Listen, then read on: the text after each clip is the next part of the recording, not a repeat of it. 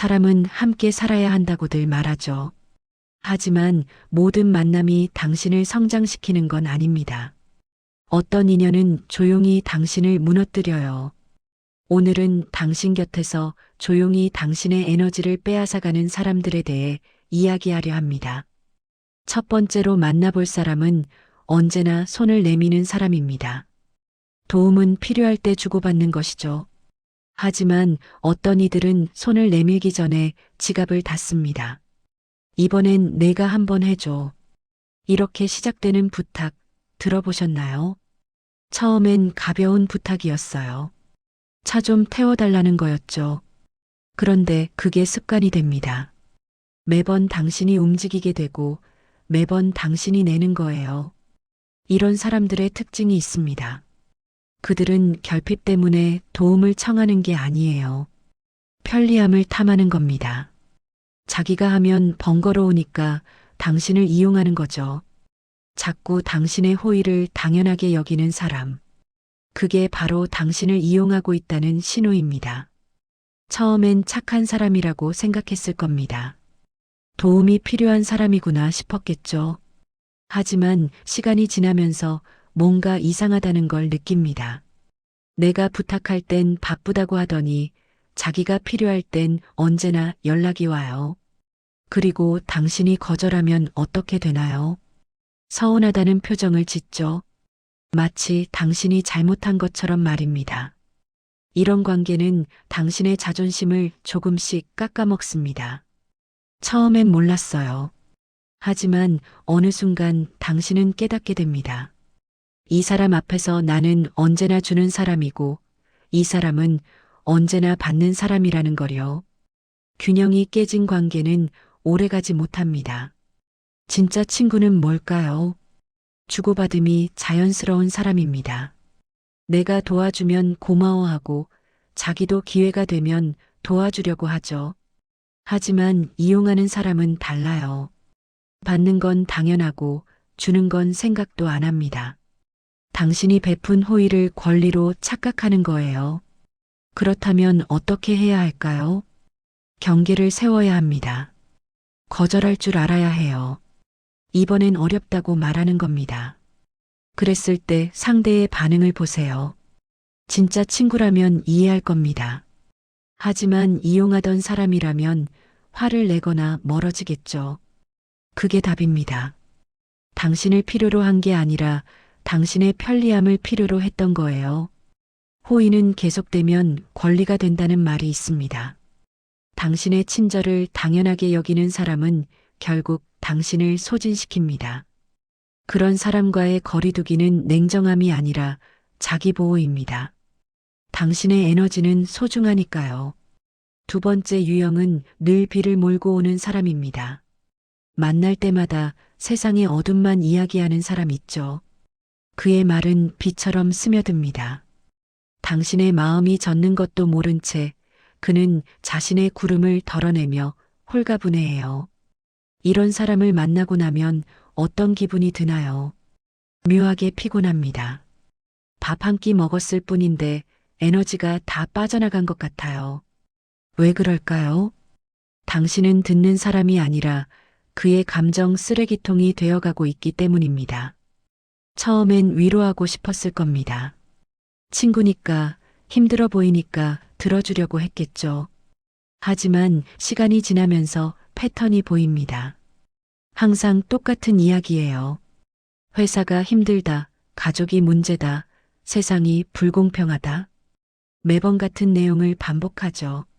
그런데 당신이 조언을 하면 어떻게 반응하나요? 그건 안 돼. 그것도 해봤어. 넌 몰라. 이렇게 말합니다. 조언을 구하는 것처럼 보이지만 사실은 아니에요. 그냥 토로하고 싶은 거예요. 해결하고 싶은 게 아니라 하소연하고 싶은 겁니다. 위로의 자리는 나눔이 아니라 배려여야 합니다.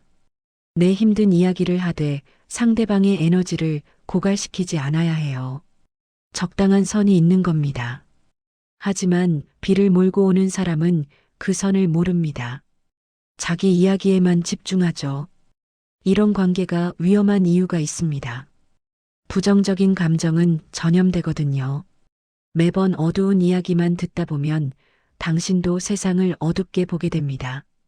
원래 긍정적이던 사람도 점점 무기력해져요. 그의 비가 당신의 마음에도 내리기 시작하는 겁니다. 진짜 친구 관계는 어때야 할까요? 서로의 힘듦을 나누되 균형이 있어야 합니다. 오늘은 내가 힘들어서 이야기하지만 다음엔 내 이야기도 들을게. 이런 암묵적인 약속이 있어야 해요. 하지만 비를 몰고 오는 사람은 자기 이야기만 합니다. 당신의 이야기는 관심 없어요. 어떻게 대처해야 할까요? 경계를 명확히 해야 합니다. 오늘은 내가 좀 힘든 날이라 가벼운 이야기 하자.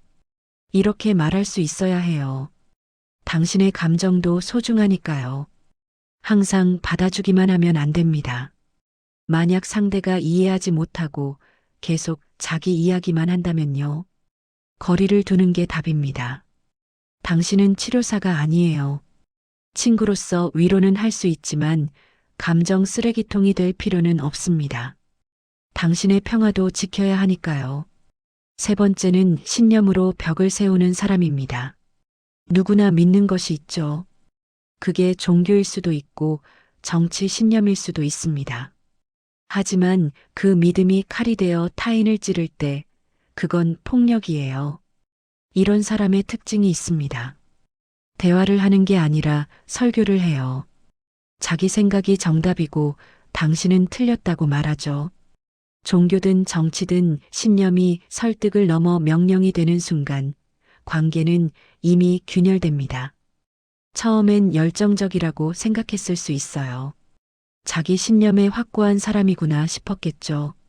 하지만 시간이 지나면서 불편해집니다. 만날 때마다 그 이야기만 나와요.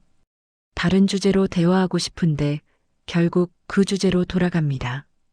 더 문제는 뭘까요? 당신의 생각을 존중하지 않는다는 겁니다. 내 생각은 그럴 수 있어. 이렇게 인정하는 게 아니라 내가 깨우쳐야 해. 이렇게 말해요. 마치 당신이 무지한 사람인 것처럼 대하죠. 논쟁으로는 영혼을 움직일 수 없습니다. 사람의 마음은 강요로 바뀌지 않아요. 오히려 반발심만 생기죠. 진정한 신념은 말이 아니라 삶으로 보여주는 겁니다. 하지만 벽을 세우는 사람은 말로만 강요하려고 해요. 이런 관계가 힘든 이유가 있습니다. 당신은 있는 그대로 받아들여지지 않아요. 상대가 원하는 모습으로 바뀌어야만 관계가 유지됩니다. 그게 얼마나 피곤한 일인가요? 친구 사이에서 연기를 해야 하는 거예요. 실제로 이런 일이 있었습니다. 오랜 친구가 갑자기 특정 종교에 심취했어요. 좋은 일이죠. 하지만 만날 때마다 교회에 나가라고 설득하기 시작했습니다. 처음엔 웃어넘겼지만 점점 심해졌어요. 거절하면 내 영혼이 걱정된다고 말하더군요. 결국 만남이 끊겼습니다. 당신의 신념을 지키고 싶다면 침묵이 때로는 가장 현명한 언어입니다. 굳이 모든 사람을 설득할 필요는 없어요. 각자의 생각을 존중하면 됩니다. 하지만 벽을 세우는 사람은 그걸 못합니다. 어떻게 대처해야 할까요? 명확한 선을 그어야 해요.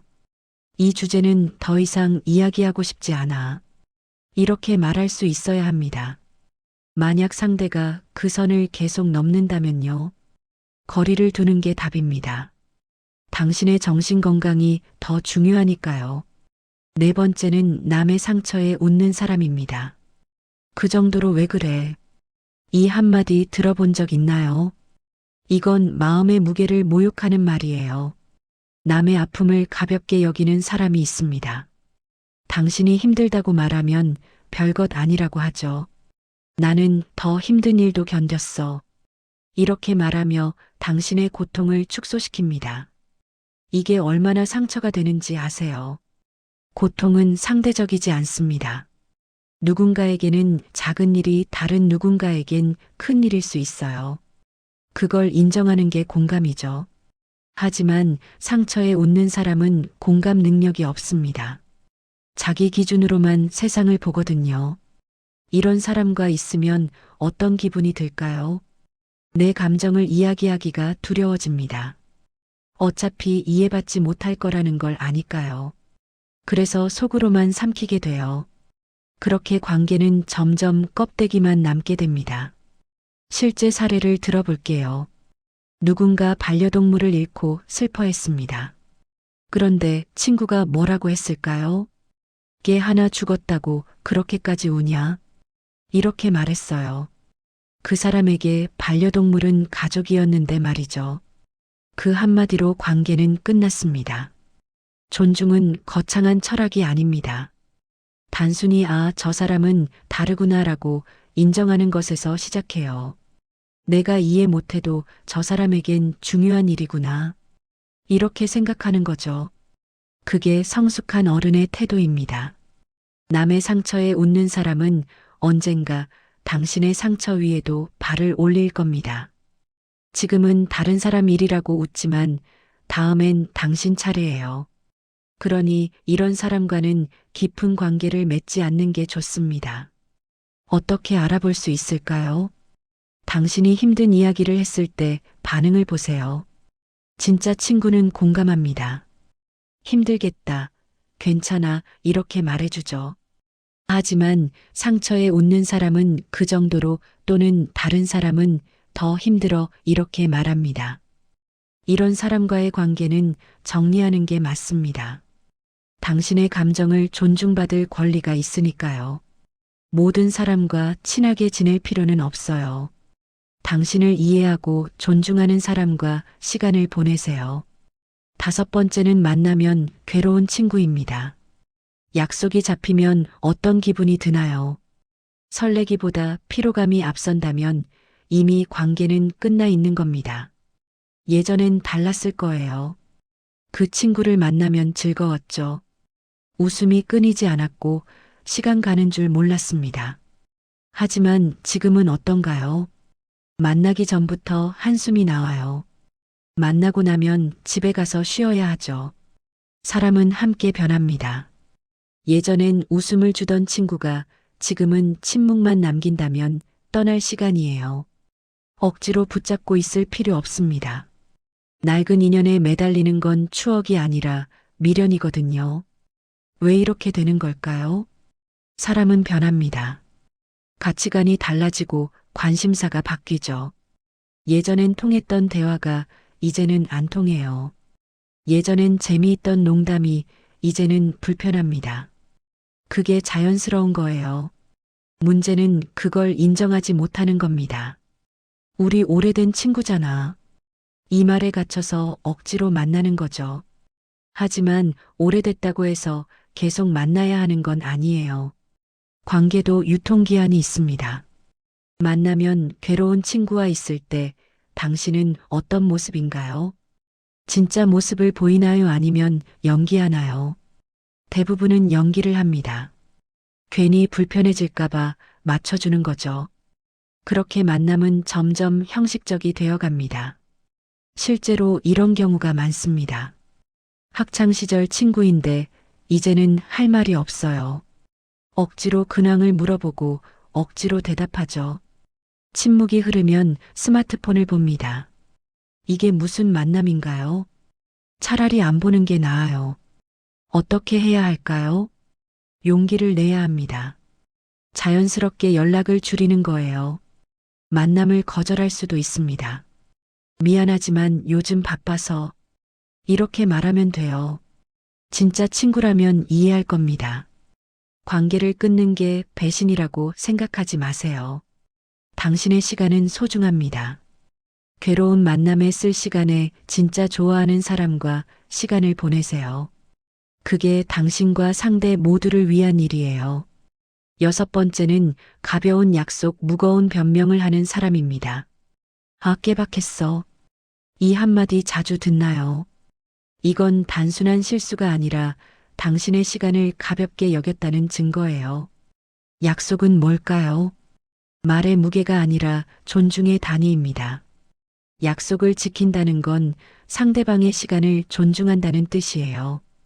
반대로 약속을 어긴다는 건 상대방의 시간을 가볍게 본다는 뜻이죠. 한두 번은 실수일 수 있습니다.